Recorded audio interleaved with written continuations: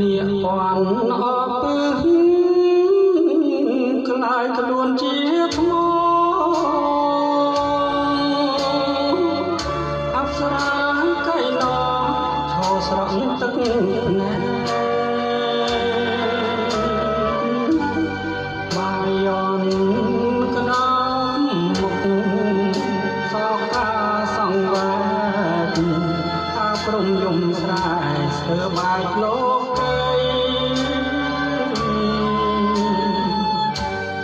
ព្រះវិហា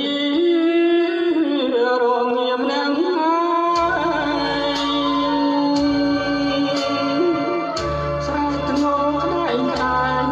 បាច់បដូរឈ្មោះថ្មីដោយកម្ពុជាក្រោមសូរិនសពថ្ងៃ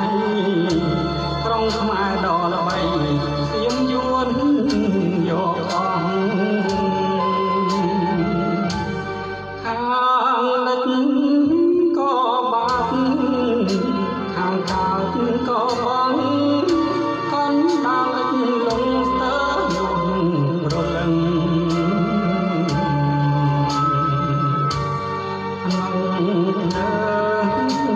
សង្គ្រាមចោលសាសយកខាងដំរីក្បាលរឹងចូលភ្នល់ជីវិតទល់ដែនដាច់ផ្សាខ្មែរស្ទើរដាច់ពោត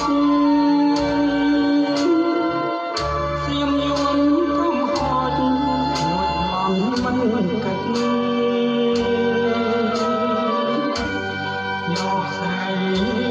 ទាំងស្នាយកប្រាក់ទាំងចិត្តថ្ងៃក្រោយដីពិតមកនៅប៉ុណ្ណា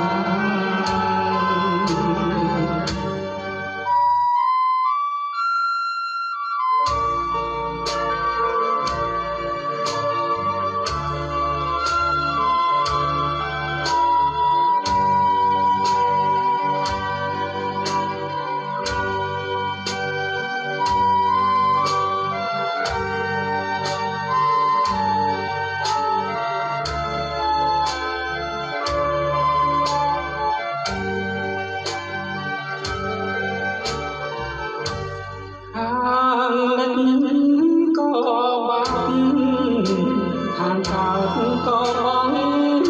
កូនដល់លិចលងស្ទើរលុបប្រលឹងក្នុងសង្គ្រាមចោលសាសយកឆឹងដំរីក្បាលរឹងចូលភ្នល់ជីវិតទល់ដែនដាច់ផ្សាខ្មែរស្ទើរដាច់ពោតសៀមយួនក្រុមហោចបានមិនកិច្ចយកស្រីទាំងស្នាយកប្រាក់ទាំងចិត្តថ្ងៃក្រោយដីពុកមក